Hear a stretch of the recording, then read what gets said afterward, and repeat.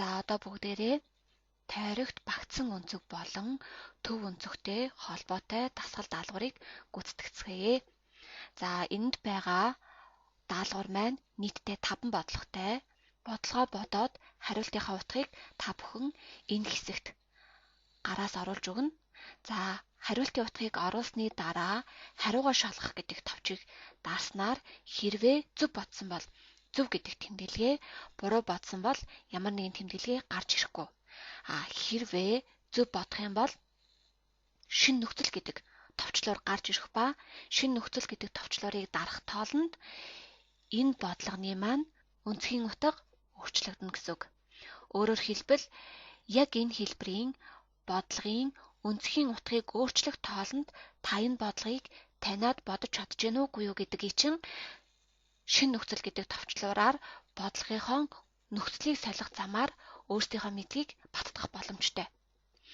За хэрвээ буруу бодвол дахин оролдох гэдэг товчлуур гарч ирнэ. Дахин оролдох гэдэг товчлуурыг даарснаар хариултынхаа утгыг дахин шинээр оруулаад хариугаа шалгаж болно.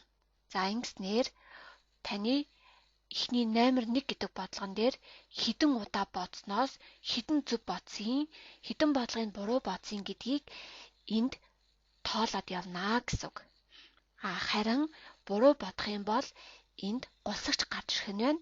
Та гусагчийг хөдөлгөснөөр бодлогыг бодох заавартай танилцах боломжтой.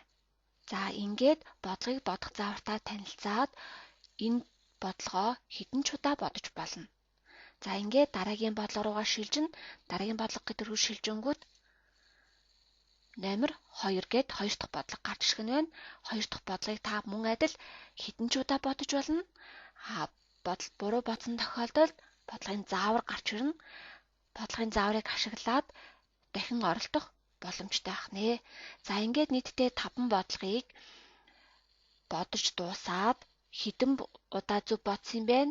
Бодлого тус бүрийг хичнээн удаа буруу бодсон юм бэ гэдгийг энэ хүснэгтийг хараад та өөрийгөө болон багш таныг дүгнэх боломжтой байх нэ гэж ойлгох юм. За ингээд даалгавраа гүйцэтгэж дуусаад хичээлээ үргэлжлүүлээд үзээрэй.